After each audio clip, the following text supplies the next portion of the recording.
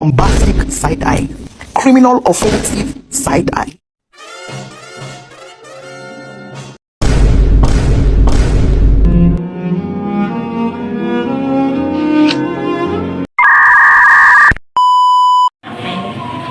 Sebelumnya nama ibu siapa? Udah lihat ke depan belum? Belum. Nama saya Bidan Salama. Iya. Tugasnya dari tugas apa ini? Tugas BK, Dika itu apa? bimbingan konseling. Oh iya. Oh, apa yang mau ditanyain?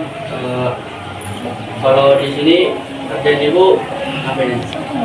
Untuk tugas Profesi saya kan bidan.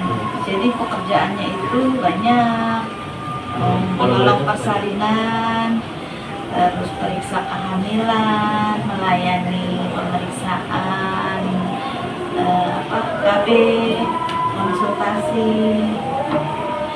ya pokoknya konsultasi kesehatan, terutama untuk ibu hamil, anak-anak.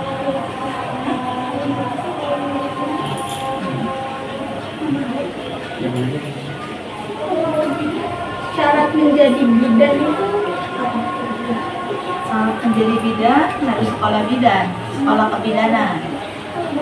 Itu jenjang sekolahnya dari SMP, SMA, terus D3 kebidanan, terus sekarang ada yang namanya profesi kebidanan. Jadi harus punya ijazah kebidanan. itu wajib ya? Wajib. Kalau boleh tahu sekolahnya itu di mana aja, Bu? Banyak. Sekarang ada di Depok, di Jakarta, di Bogor juga banyak. Kalau saya dulu sekolah kebidanannya di Jakarta sama di Bogor. Ada biaya, Bu? Mahal. Mahal ya? Iya. Aduh. Ada lagi? Apa hal yang paling menyenangkan dari pekerjaan sebagai bidan?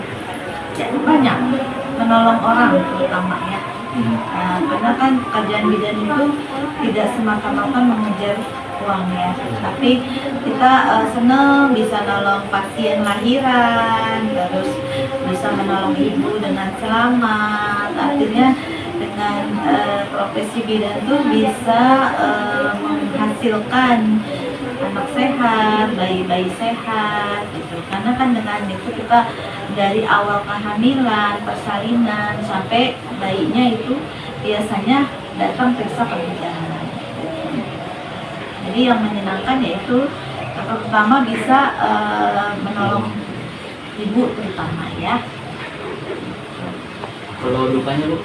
Dukanya, Ya, dukanya ada juga, misalkan banyak misalkan ada penyulit pada saat menolong persalinan itu dukanya, terus tidak bisa membantu secara maksimal. Tapi kalau lagi proses itu ada kegagalan atau gimana? Pernah ada, tapi ada juga, tapi insya Allah semua masih bisa diatasi. Resiko apa saja yang bisa terjadi saat bekerja sebagai bidan dan bagaimana cara ibu menghadapi resiko tersebut? Misalkan dalam proses persalinan resikonya itu misalkan ada pendarahan pada saat menolong persalinan, pendarahan pada ibunya. Nah itu cara menanganinya ya, kita kan ada teorinya ya, ada teori, kita belajar tentang bagaimana cara mengatasi pendarahan. Nah itu kita misalkan dengan teori itu kita bisa praktekkan di situ, misalkan dengan memberi obat-obatan seperti cairan infus, terus obat-obatan untuk memberhentikan pendarahan, atau tindakan yang bisa memberhentikan pendarahan dengan banyak macam pendarahannya itu misalkan apa, karena dari tindakan kita atau dari kelainan ibunya sendiri. Terus kalau misalkan tidak bisa ditangani oleh kita, itu biasanya kita rujuk ke rumah sakit, itu penanganan atau mengatasi resikonya seperti itu. Itu berarti kalau udah nggak bisa ditindaklanjuti ya? Ya, kalau tidak bisa, artinya tidak bisa ditindaklanjuti atau ditangani di sini, itu pasti kita akan rujuk ke rumah sakit. di sini udah bekerja berapa lama menjadi bidan? Kalau ditanya saya menjadi bidan dari tahun 2003. Itu kalau praktek mandiri 2003. Berarti sekarang udah berapa? 22 tahun. Kalau awal dari jadi bidannya dari tahun 97. Berapa tahun? Iya. Udah 30 tahun. Dari teman kamu Reza ya? Iya, Reza. Nah, Reza itu lahirannya Di sini? alhamdulillah saya yang bantu. Iya. Berarti Reza umur berapa? 15. Ya, iya. Sebelumnya Reza ada lagi. Iya, udah lama banget ya. Iya. Alhamdulillah. Dinikmatin ya. Tapi mudah-mudahan dari kalian ada yang menjadi bidan. Ada lagi? Mungkin apa ya? Mungkin udah sibuk. Mungkin Ada udah. juga. Ada lagi. Oke deh. Ada yang cita-citanya menjadi bidan?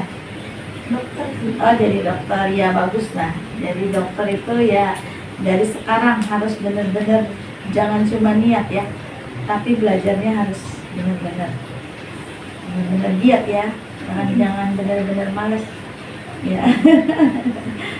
Oke, cukup. Cukup. Oke deh, sukses ya. Iya, Bu. Makasih, Biar Bu. tambah